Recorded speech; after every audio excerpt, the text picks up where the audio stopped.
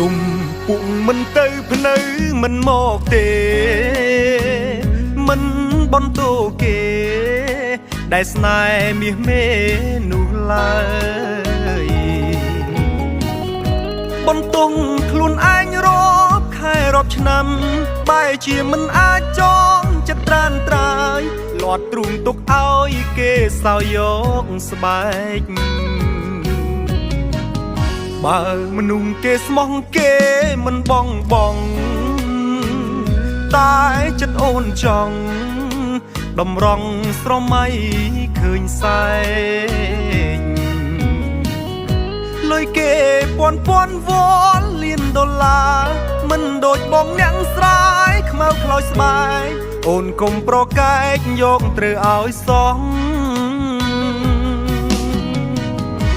អនាគត